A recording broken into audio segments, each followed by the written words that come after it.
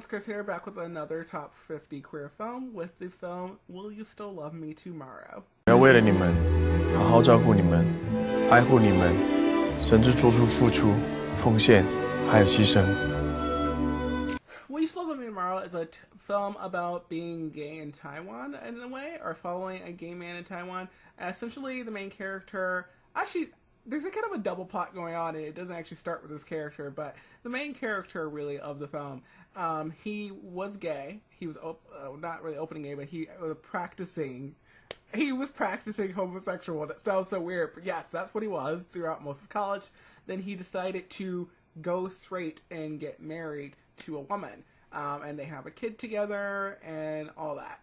And he's going to take over this business, which is great for him because he has a kid to support, a mortgage, all that nonsense, all that adult stuff that he has to do. But then a man walks into the shop, who is gay. He's a flight attendant who's coming through town to get his glasses straightened, and he openly flirts with the main character. And they slowly start this kind of flirtation. They have feelings for each other. This friendship kind of grows into like feelings, and it's about this main character dealing with the fact that he's been hiding this part of himself for so long, and that it's really kind of made his life very drab. 我不会穿帮的，我已经结婚了。There's a whole plot line going on with the main character's sister. She leaves her husband at the her fiance at the altar, and because she's like very afraid of commitment. I actually don't know if it was at the altar or if it was before the altar. It's probably before that.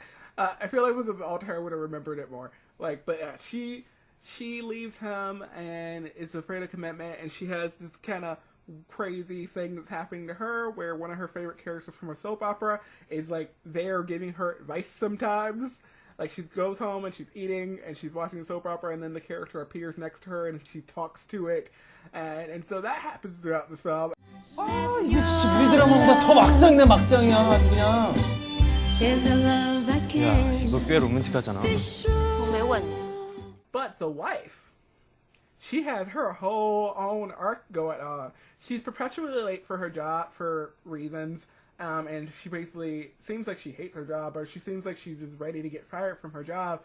And there's other things going on with her, and she's struggling, and she kind of wants to have another kid, but she sees that her husband doesn't want to have another kid. She sees the things that are going on with him. She really has her own entire arc. 你在干什么？你算呢？我当时想得很清楚，我们都想得很清楚。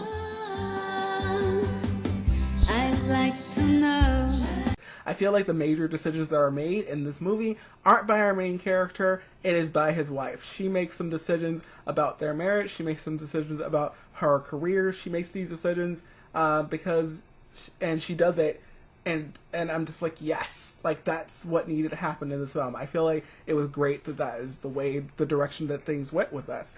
人生也许不一定是你想得很清楚，它就一定很顺利的。所有的最好都是从最坏开始。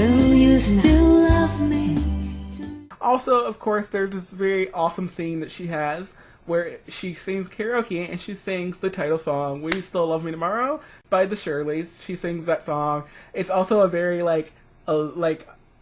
I call it like the Real Neil's kind of vibe, where like you have this like magical sequence where like she has backup dancers and all those things, but it's really not like that. It's just her singing at the mic, and I really like that scene a lot too. I think the arc with the sister was a little weird, not just because of her talking to this imaginary thing, just the direction that it went was kind of weird, but whatever. But the main character and his relationship with the flight attendant was so interesting. I kind of really rooted for that relationship, and I won't say exactly what happens with that relationship by the end of it, but I really, really rooted for it, and I really didn't want to for parts of it, because I was just like, I felt bad for the wife, but then I didn't feel bad for her anymore, because she had her stuff to go. She knew what she was doing.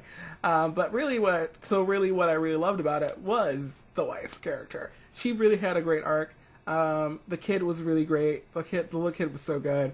And it's just a really, really solid, fun film. It's a little weird film. It's definitely a little weird, but definitely something that I'd recommend. So yeah, definitely go and check it out if you can find it. and I will be back with more videos talking about movies in the future. Definitely go check out my first 2 from the series. There will be a playlist linked down below, and of course I'll be talking about books and music like I always do on this channel as well. So definitely subscribe if you're not subscribed, and I will see you all in my next video.